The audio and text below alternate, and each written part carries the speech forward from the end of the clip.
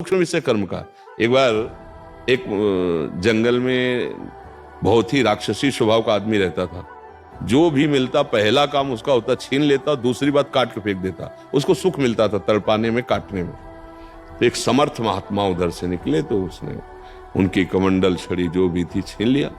उसे जब मारने को हुआ तो अपनी भागवतिक दृष्टि से देखा और थर्रा गया। उनका क्यों ऐसा करते हो? बोले मुझे सुख मिलता है।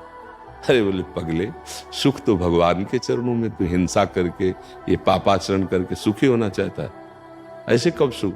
तो हम तो जानते नहीं भगवान क्या है, क्या भक्ति है, हमें तो कुछ। बोले तुम्हें मैं सब ज्ञान दे दूंगा, पहले तो कुछ तीर्थों का अवगाहन कर, थोड़ा तो पाप नष्ट हो तेरा। तो बोले बताओ कहाँ जाए? तीर्थराज प्रयाग अमुक अमुक अमुक जगह नाम लिए। और उसने कहा गुरुजी यदि हम वहां तीर्थों में जाएंगे तो हमारे पाप नष्ट हुए, हमारी पहचान कैसे होगी? उन्होंने एक सूखी लकड़ी दी, बड़े ही सिद्ध महापुरुष थे। उनका जिस दिन तू निष्पाप हो जाएगा, लकड़ी में हरा किनगा जागृत हो जाएगा। तो उनका ठीक है गुरु। चले तो 10 किलोमीटर चले होंगे, एक गांव के नजदीक बड़ा वृक्ष था, उसके नीचे बैठ गए कि आज रात्रि यहीं पार करके फिर तीर्थराज प्रयाग जाएंगे। और उसमें बैठे हुए थे 4-5 चोर। वो प्लानिंग बना रहे थे। उनका आदमी एक फंस चुका था, मारा गया था उस गांव में, कि आज रात्रि हमें लूटना नहीं, पूरे गांव को आग लगा के मारना है। जब 12 बजे रात्रि के सब सोए होंगे तो चारों तरफ से आग लगाकर पूरे गांव को नष्ट कर देना है।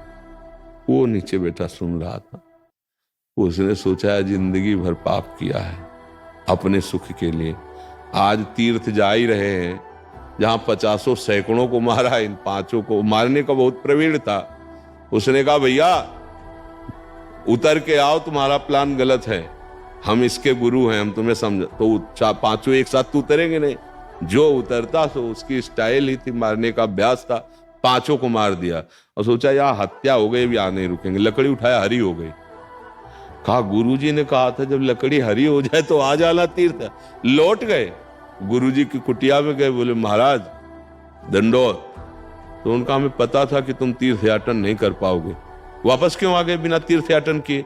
बोले गुरुजी ने आपने तीर्थों का फल बताया था कि जब अवगाहन करोगे तो लकड़ी हरी हो जाएगी, हमारी लकड़ी हरी हो गई। बोले कौन से तीर्थ में? तीर्थ में गए, 5 को और डंगा दिया। बोले कैसे? बोले वो गांव में आग लगाना चाहते थे, पूरे गांव को मार देते गुरुजी।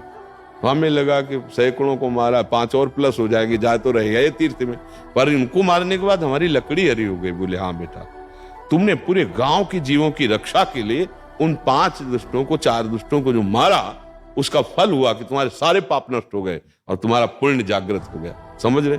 कर्म बड़ा सूक्ष्म है।